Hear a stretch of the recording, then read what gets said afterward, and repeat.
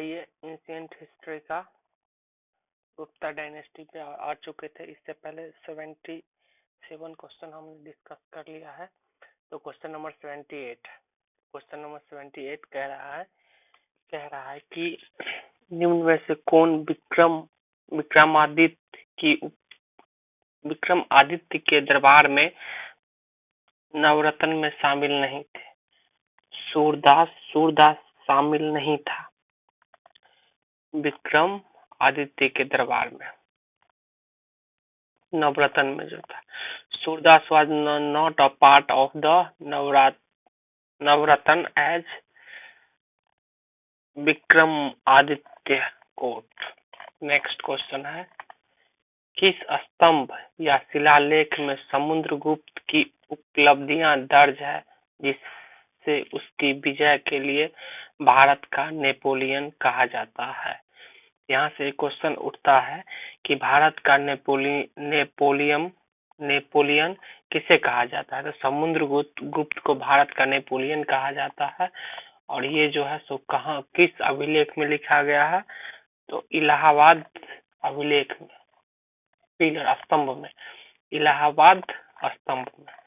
Next है, गुप्त काल के दौरान सोने के सिक्के को किस नाम से बुलाया जाता था। तो गुप्त काल के दौरान जो है सोने के सिक्के को क्या कहा जाता था। तो आइए, दिनार कहा जाता था। गुप्त काल में सोने के सिक्के को क्या कहा जाता था, तो दिनार कहा जाता था। नेक्स्ट क्वेश्चन, काल को भारतीय ऐतिहासिक के स्वर्णिम काल के रूप में परिभाषित किया जाता था। तो किनके काल को इतिहास के स्वर्णिम काल कहा जाता है। तो गुप्ता डायनेस्टी, गुप्ता काल का जो है उसी को गोल्डन एज कहा जाता है। गुप्त वंश का अंतिम स्वीकृतक शासक था, तो कौन था, तो विष्णुगुप्त था। गुप्त वंश का अंतिम शासक कौन था, विष्णुगुप्त था।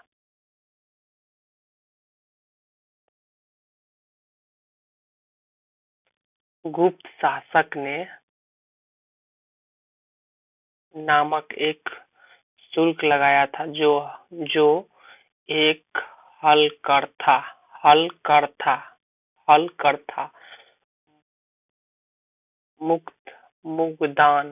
मुगदान उस किसान के द्वारा किया जाता था जिसके पास हल था। ये जो था हलकर था। तो इससे हम लोग ऐसे भी याद रख सकते हैं कि गुप्त शासकों ने यहाँ कौन हलकर था। तो हलकर था, तो हल जो रखता था उसके लिए लगाता था, तो हलकर था। तीसरी शताब्दी में वाकाटक वंश का संस्थापक कौन था। इसका था विंध्या शक्ति था। निम्नलिखित में से कौन एक गुप्त शासक था, विक्रमादित्य था। मतलब गुप्त शासक, गुप्त वंश का। ऐसे इसका आंसर देख लेते हैं, विक्रमादित्य था, गुप्त शासक था। गुप्ता पीरियड जो था, Gupta ruler the following were Gupta ruler between 319 AD to, मतलब 319 एडी से 540 एडी तक चला था, जिसमें चंद्रगुप्त मौर्य जो गुप्ता डायनेस्टी का फाउंडर माना जाता है वो 319 से 334 एडी तक इनका मतलब कार्यकाल रहा, चंद्रगुप्त मौर्य पहला। उसके बाद समुद्रगुप्त आया जो 334 का 335 से 380 एडी तक रहा। उसके बाद चंद्रगुप्त द्वितीय आया जो 380 से 414 एडी तक, आल्सो नोन एज विक्रमादित्य। तो चंद्रगुप्त द्वितीय को ही विक्रमादित्य माना जाता है, ठीक है। और कुमारगुप्त जो है,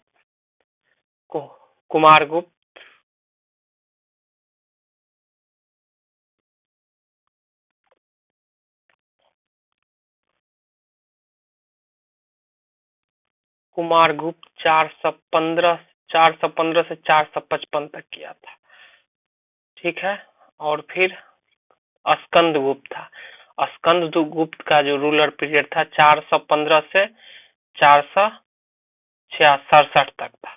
तो इस तरह हम यहाँ पर गुप्ता पीरियड में सबसे पहले गुप्ता डायनेस्टी जो फाउंडर है वो चंद्रगुप्त फर्स्ट है। उसके बाद समुद्रगुप्त आया था, उसके बाद चंद्रगुप्त द्वितीय आया था, उसके बाद विक्रमादित्य आया था, उसके बाद कुमार गुप्त आया था और स्कंद गुप्त आया था लास्ट में। ठीक है। वर्धमान डायनेस्टी। चीनी यात्री हेन स्वैंग ने किसके शासनकाल में भारत का दौरा किया था? तो यहाँ कौन? हर्षवर्धन के टाइम में आया था। ठीक है। नेक्स्ट क्वेश्चन है, निम्न में से किस शासक के शासनकाल में चीनी यात्री है भारत आया था? तो ये इससे पहले भी है, हर्षवर्धन के टाइम में आया था, इससे पहले रिपीटेड क्वेश्चन है।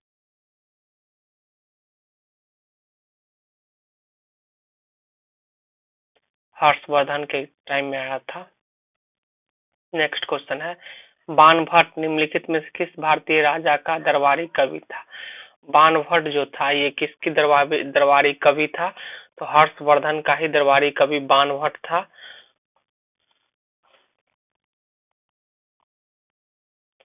हुएनत्सांग जिसका स्वागत तीर्थयात्री के राजकुमार के रूप में किया गया था, सम्राट के शासनकाल में भारत आया था। तो हुएनत्सांग जो है ये चीनी यात्री था, चीन से आया था और आया था किसके?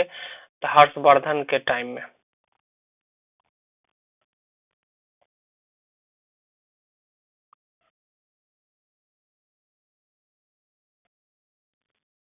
राजा हर्षवर्धन अपने भाई की मृत्यु के बाद थानेश्वर तथा कन्नौज के सिंहासन पर बैठा था। तो राजा हर्षवर्धन अपने भाई की मृत्यु किया था।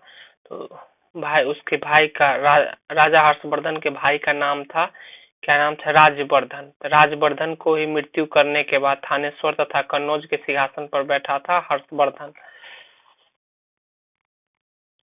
हर्षचरिता कन्नौज के शासक हर्षवर्धन के आत्मकथा है जिसकी रचना संस्कृत में उनके दरबारी कवि बाणभट्ट।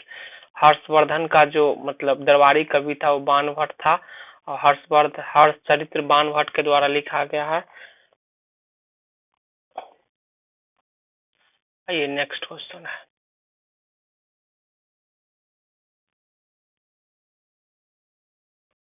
निम्नलिखित में से किस राजा के शासनकाल के दौरान चीनी यात्री हेनसेंग भारत आया था? तो हर्षवर्धन के टाइम में आया था। ये बहुत रिपीटेड क्वेश्चन है। निम्नलिखित में से किसने 618 सीई में हर्षवर्धन को हराया था? 618 सीई में हर्षवर्धन को हराया था। तो पुलकेशिन सेकंड ही थे जो जिन्होंने किसको हराया था? हर्षवर्धन को हराया था।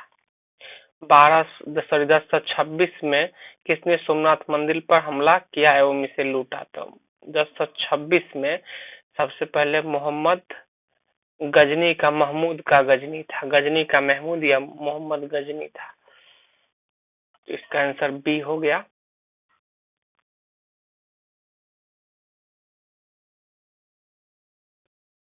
राजतरंगिणी पुस्तक के लेखक कौन है? तो राजतरंगिणी पुस्तक के लेखक कल्हन है और Kalhana was the author of Rajatarangini river of KIMS and account of history of Kashmir. तो कश्मीर के बारे में हिस्ट्री कश्मीर के बारे में हिस्ट्री जो लिखा गया उस कौन से बुक में लिखा गया है? तो राजतरंगिणी में लिखा गया। और राजतरंगिणी बुक किनके द्वारा लिखा गया है? तो कल्हन के द्वारा लिखा गया है। इस चीज को याद रखिएगा। नेक्स्ट क्वेश्चन है, खजुराहो मंदिर राज्य में स्थित है? तो मध्य प्रदेश राज्य में खजुराहो मंदिर स्थित है।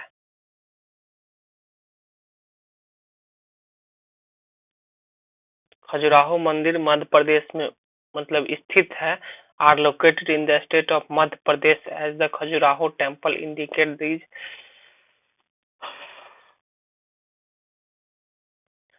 तनख किस धर्म संप्रदाय का पवित्र ग्रंथ है? तनख यहूदी, ताओ धर्म, जैन, बौद्ध धर्म या फिर तो ये है यहूदी धर्म का तनक। तनक जो है यहूदी धर्म का मतलब धर्म ग्रंथ है। भारत में पूर्वोत्तर भाग में स्थित पूर्व रियासती राज त्रिपुरा पर वंश का शासक था।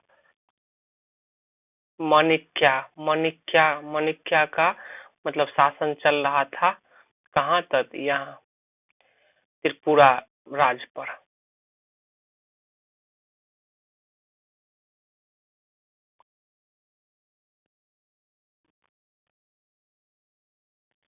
संत कबीर ने अपना आध्यात्मिक प्रशिक्षण नामक गुरु से प्राप्त किया है। संत कबीर का जो आध्यात्मिक प्रशिक्षण जो गुरु थे, कौन थे?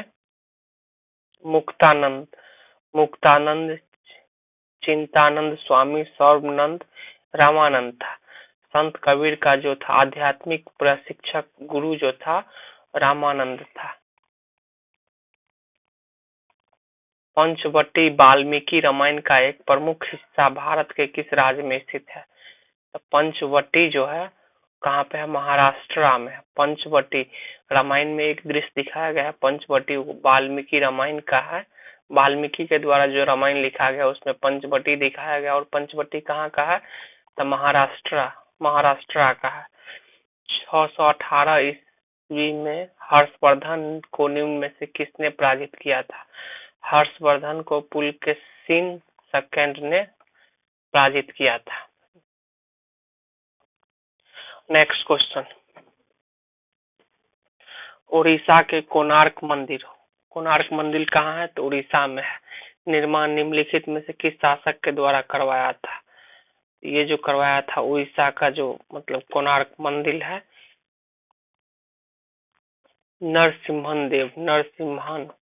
नरसिम्हादेव द्वारा कोणार्क मंदिर उड़ीसा का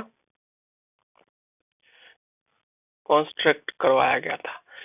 सिकंदर ने भारत पर आक्रमण किया था। सिकंदर जो है 326 बीसी में भारत पर आक्रमण किया था।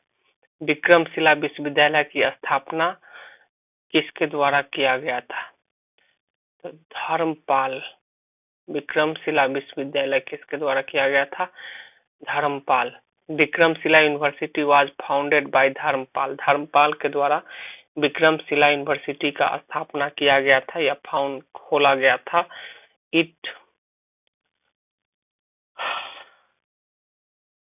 और ये जो मतलब डिस्ट्रॉय बर्बाद किया गया था Bakhtiyar Khilji along with other major center of Buddhism in India around 1193।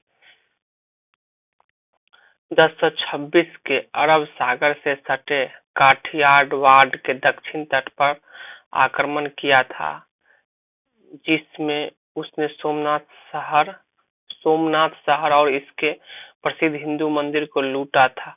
Mahmood का गजनी का महमूद था, बी है इसका आंसर है। निम्नलिखित में से किस भारतीय शासक को 1001 में महमूद गजनी ने पहले आक्रमण में पराजित किया? पहले आक्रमण में जो पराजित किया था वो किसको किया था?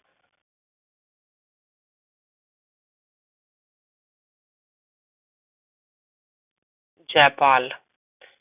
Mahmud of Ghazni first invaded modern Afghanistan and Pakistan in 1000 AD. He defeated Hindu Shahi Kingdom ruler Jaipal. Jaipal को सबसे पहले मोहम्मद गजनी ने हराया था 1001 में। गुरु को एक चमार संत के नाम से जाना जाता है। चमार संत के नाम से जाना जाता था, तो ये था रविदास। गुरु रविदास को चमार संत के नाम से भी जाना जाता था। मोहम्मद गौरी का पहला आक्रमण। मोहम्मद गौरी के बारे में, मोहम्मद गजनी के बारे में पढ़िए। मोहम्मद गौरी जो 1175 में सबसे पहले 1175 से लेकर के और 1206 तक क्या किया था? रूल किया था। 1175 से 1206 तक किया था। उसके बाद गुलाम वंश का एस्टेब्लिशमेंट हुआ था। उसके बाद गुलाम वंश का कुतुबुद्दीन ऐबक जो था वो रूलर बना था। तो 1175 में आया था Mohammad Ghori, was an ambition leader his. ये जो आया था मोहम्मद गौरी, गौरी आया था।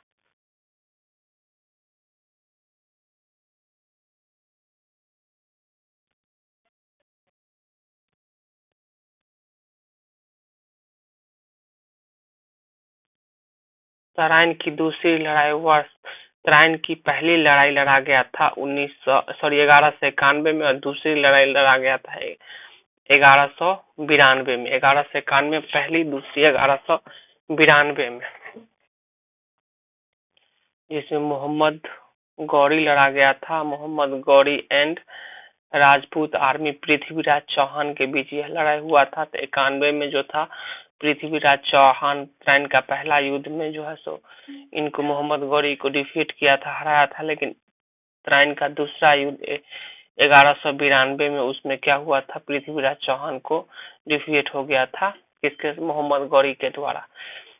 1326 ईसा पूर्व में की लड़ाई सिकंदर महान के द्वारा राजा पोरस के विरुद्ध लड़ी गई थी।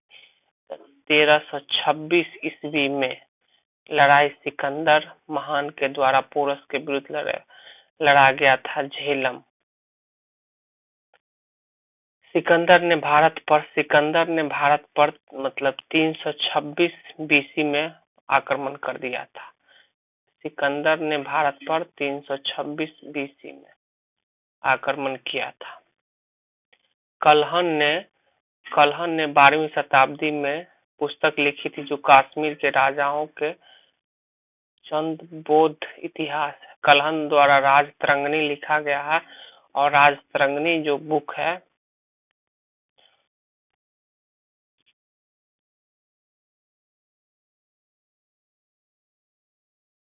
नेक्स्ट, कनिष्क का राजा कुषाण था। कनिष्क का जो राजा था वो कौन था, कुषाण था।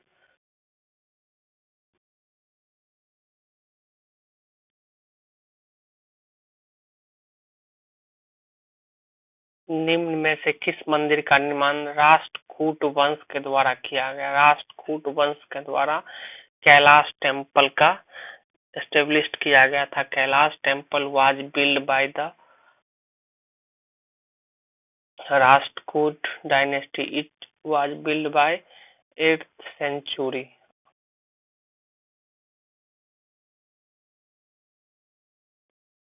अमुक्त माल्यादा का लेखन किसने किया था।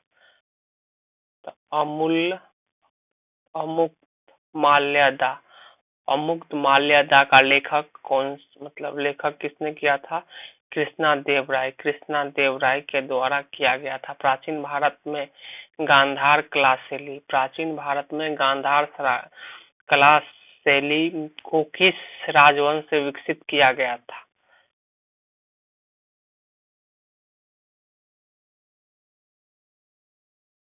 कुषाण वंश के द्वारा विकसित किया गया था। वराह वराह मिहिर के द्वारा निम्नलिखित में से कौन सी पुस्तक लिखा गया था। वृहत संहिता जो वराह मिहिर द्वारा लिखा गया है। निम्न में से किस धर्म की उत्पत्ति भारत में नहीं हुई है। तो पहला, पारसी धर्म की उत्पत्ति भारत में नहीं हुई है। बौद्ध धर्म, सिख धर्म और जैन धर्म, इसकी उत्पत्ति भारत में हुई है, लेकिन और जो है फारसी धर्म, उसका उत्पत्ति भारत में नहीं हुई है। निम्न में से कौन प्रतिहार वंश का महानतम शासक था। प्रतिहार मिहिर भोज। मिहिर भोज जो था वो सबसे मतलब स्ट्रॉन्ग पावरफुल था, प्रतिहार वंश का शासक था। निम्नलिखित में से किसका संबंध संस्कृत महाभारत से है। शांति पर्व का जो रिलेशन है कहाँ से है, तो उनका संस्कृत महाभारत से है।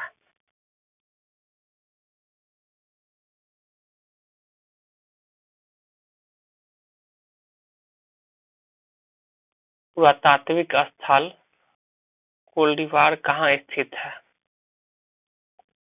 कोल्डी हवा कहाँ स्थित है? उत्तर प्रदेश में। निम्नलिखित में से कौन सी शैली भारत में मंदिर स्थापित कला शैली नहीं है? तो वेसर शैली मंदिर के लिए है, नागर शैली मंदिर के लिए है, द्रविड़ शैली मंदिर में है, गोथिक शैली जो है मंदिर से नहीं है। Gothic archaeology is a style of flourished in European during the High and Late Middle Age. It किसने महाबलीपुरम के भव्य रथ गुफा मंदिर का निर्माण करवाया था? महाबलीपुरम भव्य मंदिर गुफा का जो ये करवाया था, किसके द्वारा करवाया गया था?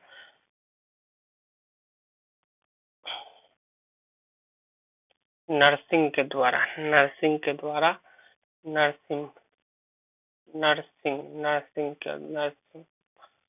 नरसिम्हा। ऋग्वैदिक काल में आयरनी किसकी देवी है? आयरनी किसकी देवी है? फॉरेस्ट। आयरनी जो है किसकी देवी है?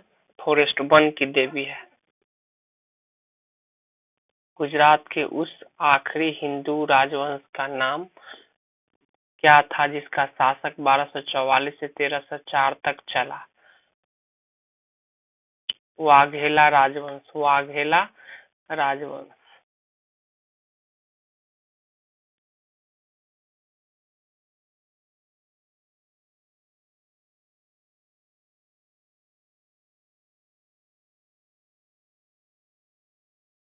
निम्न में से किस पुस्तक के लेखक वराह मिहिर है? तो वराह मिहिर जो है बृहत संहिता लिखा गया है।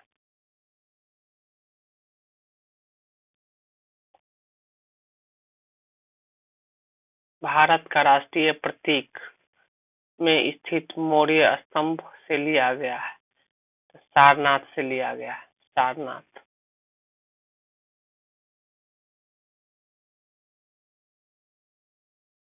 अश्वघोष द्वारा रचित एक सांस्कृतिक महाकाव्य है जिसमें बुद्ध के जन्म एवं निर्माण प्राप्ति का वर्णन है। बुद्ध चरित्र है। खाली था। इंद्रप्रस्थ माता या चतुर्दांडी संप्रदाय नामक संगीत विद्या की नई प्रणाली की शुरुआत की है? अमीर खुसरो ही संगीत विद्या की नई प्रणाली का मतलब ये डेवलपमेंट किया था। कोलाटो वल्लुनाडु तथा थेकुमुकर बाद किस राज्य में प्राचीन अल्पकालीन साम्राज्य हुए थे? अल्पकालीन साम्राज्य हुए थे। केरला का है। विक्रम युग की शुरुआत कब हुई थी? विक्रम युग की शुरुआत 57 BC 57 BC में हुआ था। किस राज्य में अशोक का जोगदा रॉक एडिक स्थित है? उड़ीसा में है। पाल राजवंश का संस्थापक धर्मपाल। पाल राजवंश का संस्थापक कौन था? तो गोपाल था। पाल वंश किसके द्वारा एस्टेब्लिश किया गया था? गोपाल था। निम्नलिखित में से कौन दर्शन शास्त्र के संप्रदाय से जुड़े हुए थे? तो दर्शन शास्त्र से जो जुड़ा हुआ था वो कनाद जुड़ा हुआ था। उदयगिरी और खंडगिरी की प्रसिद्ध गुफाएं कहाँ स्थित है? उदयगिरी और खंडगिरी का जो गुफाएं है स्थित है उड़ीसा में।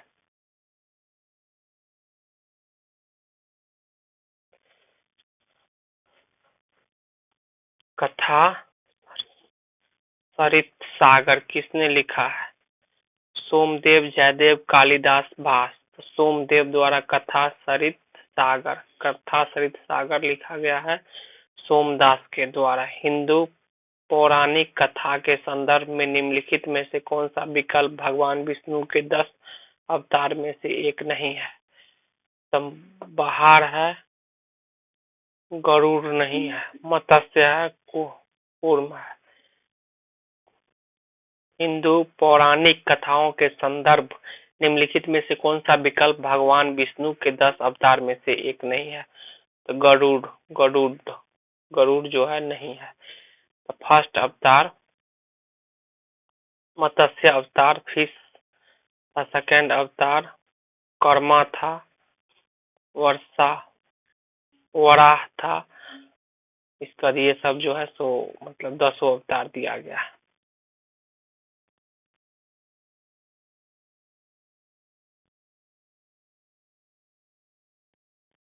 सबसे आखिरी जो था ये पूछा जाता है, तो सबसे आखिरी जो था कल्कि अवतार था। निम्नलिखित में से किसे देवा नाम प्रिया नाम के नाम से जाना जाता था? तो अशोक को देवा नाम प्रिया नाम से जाना जाता था। ये क्वेश्चन बहुत ज्यादा पूछा गया है। तोल्काप्पियर भाषा के प्रसिद्ध प्राचीन व्याकरणविद है, तमिल है। नेक्स्ट क्वेश्चन, प्राचीन भारतीय दर्शन के अनुसार पुरुषार्थ या जीवन के 4 उद्देश्य शामिल नहीं है। काम, मोक्ष, इसमें काम ही होगा। काम, मोक्ष, अर्थ और यश नहीं चाहिए था। अर्थ होना चाहिए, काम होना चाहिए, धर्म होना चाहिए, मोक्ष होना चाहिए। उड़ीसा के कोणार्क मंदिर निम्नलिखित राजा के द्वारा बनाया गया था? नरसिंह देवा के द्वारा बनाया गया था। इस तरह से हमारा आज ये जो हो गया, ये एंशिएंट हिस्ट्री का जो क्वेश्चन था 141 तक, इसको हम क्लियर कर चुके हैं। अब इसके बाद मेडिवल हिस्ट्री स्टार्ट होगा। तो मेडिवल हिस्ट्री का अगला वीडियो में इस लेक्चर में रिकॉर्ड किया जाएगा, फिर अपलोड किया जाएगा। तो आप लोग को अच्छा लगे तो लाइक एंड सब्सक्राइब जरूर करें, क्योंकि हिस्ट्री हम बहुत जल्दी पूरा वीडियो अपलोड हो जाएगा, जिसमें 500 समथिंग क्वेश्चन है। तो ये करने के बाद मुझे नहीं लगता है कि कुछ छूटना चाहिए। ठीक है, तो आप लोग देखिए और थोड़ा अप्रिशिएट कीजिए। Thank you for watching.